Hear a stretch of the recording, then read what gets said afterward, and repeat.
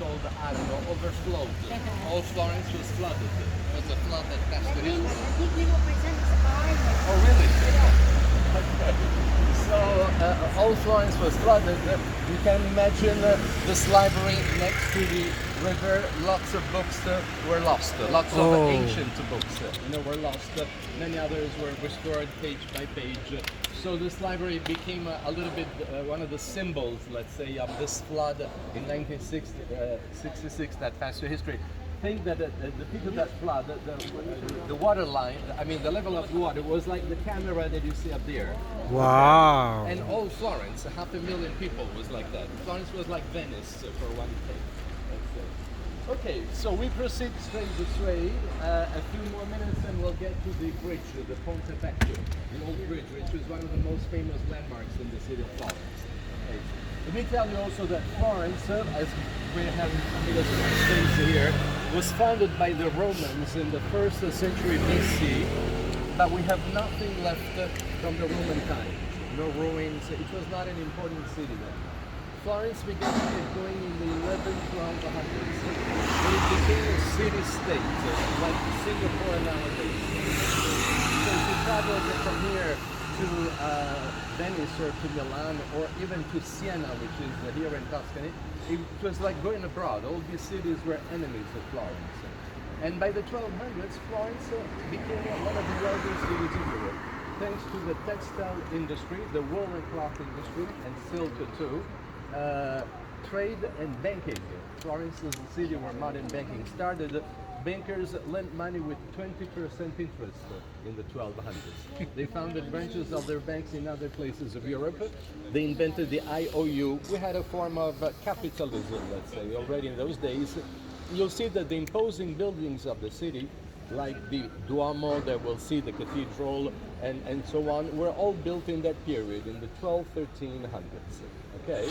Then in the 1400s, one of the wealthiest families of bankers here, the Medici family, gained the political control of the city.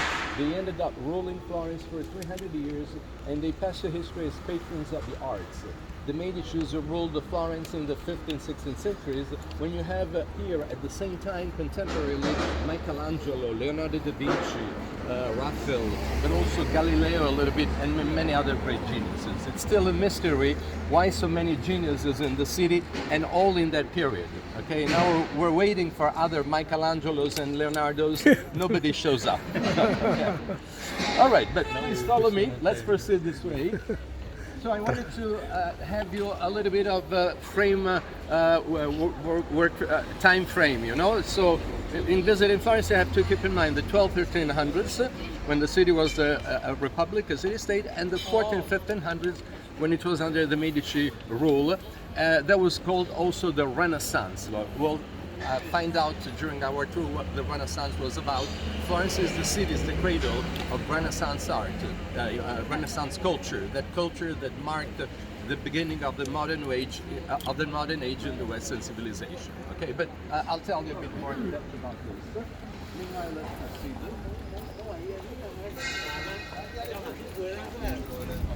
If you look to the right, you see there you have the Church of Santa Croce, the Church of the Holy Cross. That's the last stop of our tour. Okay, we'll end up there. I'll show you the church. So we go like this, and then we'll see other things, and end the tour there.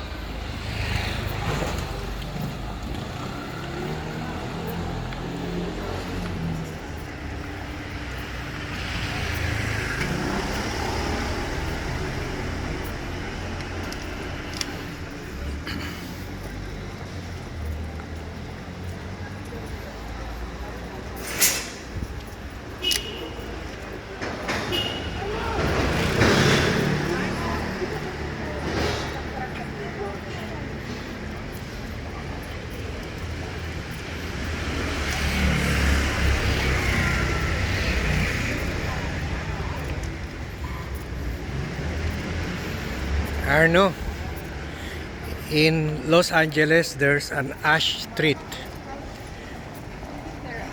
Ash Street. Here you have Arno Bridge.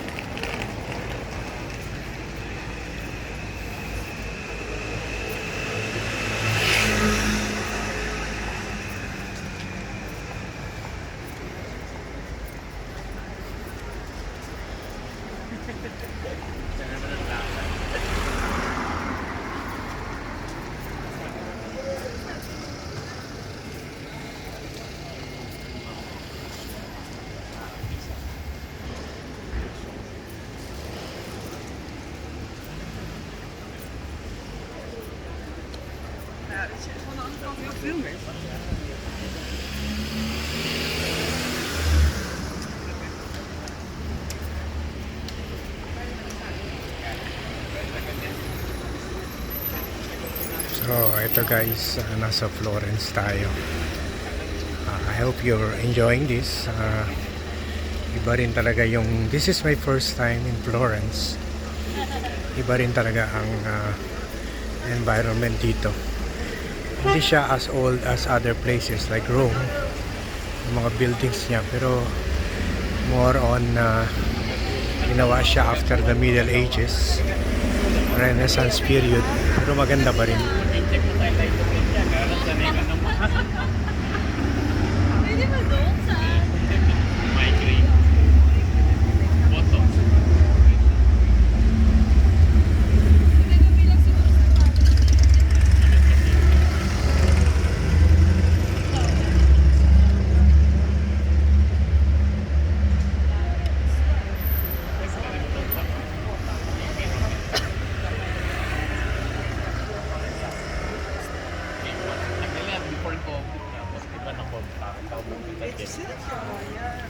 Nilagay na yung mga baka.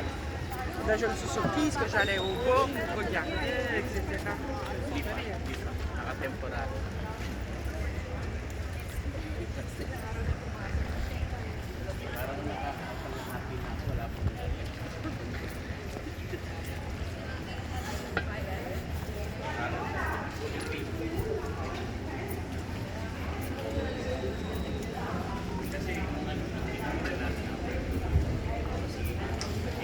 So dito guys, kung may balak kayo sumama sa mga tour groups tulad namin, yung hindi pa-relax from normally yung schedules namin from 7 o'clock up to 8 o'clock. 8 o'clock na kami natutulog ng gabi, or 9 o'clock or 10 o'clock. I mean 9 o'clock, 8 o'clock kami dumarating sa hotel. So mga 10, 11 natutulog, and then gising na naman alas 6. Tarakuan naman, lakat-lakat ng ganito. So dapat very healthy talaga kayo, very super fit yung katawan nyo, yung parati kayo naglalakad, or kung hindi kayo naglalakad kuha nyo na, magsimula na kayo, kasi pagdating nyo sa mga tour na ganito, puro lakad-lakad talaga. Hindi yan, kasi usually yung mga sasakyan hindi nadadalas, hindi allowed sa mga tourist spots na sa loob ng city. Wow, ang ganda, grabe guys. So papunta kami sa kilalang bridge dito sa Florence na Arno Bridge ang pangalan, nakapangalan ng anak ko. So before we go there, ano niya yan, ang ganda, oh, beautiful. Focus na to. Ganda. It's really one of a kind beauty.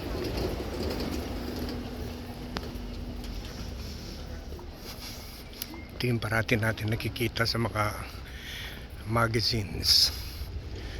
So end na tayo for now guys. Until next time.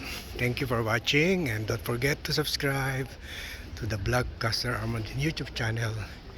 And see you in my next vlog.